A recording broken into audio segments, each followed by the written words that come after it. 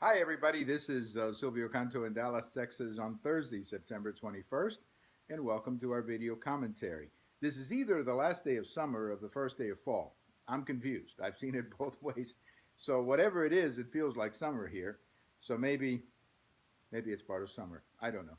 But we'll see. But it certainly feels like summer here in North Texas. Today, I want to bring to your attention an article that I wrote this morning at the American Thinker, as well as an interview that we did today with Joe Papalardo, who is the chief editor in chief of the Dallas Observer, which is a very good newspaper here in the Dallas area. You probably don't know much about the Dallas Observer outside of Dallas, but recently it has become a really good newspaper in maybe targeting some issues that maybe some of the larger mainstream media type papers do not want to touch. And I'm sure all of you are familiar with the removal of the Robert E. Lee statue. That happened a few days ago. But the issue has now become how the city did it.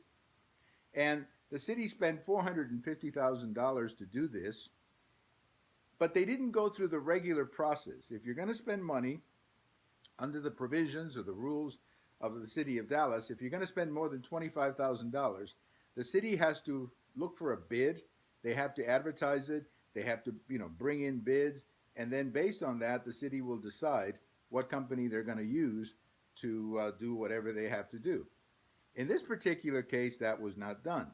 Now, there is a provision that says that the city could declare an emergency and then spend the money, as happened a couple of years ago with Katrina, where the city had to spend some money to bring in some of the people from Katrina who were brought to Dallas for housing. There was no emergency like that here.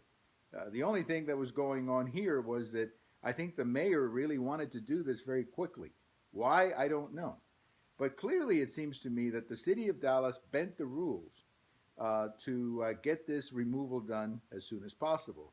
And now they're facing a little backlash because number one, they didn't put it out in a bidding process like they were supposed to, and nobody seems to know what's going on in the city council. I mean, it's like nobody knows. Oh, did we do that? Did we do this?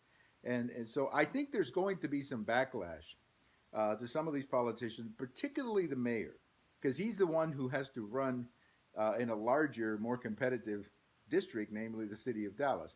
A lot of the other members of the city council represent districts where they're going to be reelected pretty easily. But the mayor is the one who's going to have to explain why it was that this was not done correctly. There was no bidding, no time. I mean, it was basically done so quickly. I mean, look, if the city of Dallas or any other city wants to change a window, it takes them 6 months because they have to go through all kinds of bureaucratic steps. And yet, the removal of the statue of Robert E. Lee took place like in 24 hours. The truck came, picked up the statue, and moved it. So clearly, there was bending of the rules here. And I hope that the citizens of Dallas demand some information and some explanation from their leaders regarding this. Now, I do want to congratulate once again Joe Papalardo, the editor chief of the Dallas Observer, for the good work. He's the one who wrote the article that I brought up in the American Thinker, and he's also our guest on the Thursday show.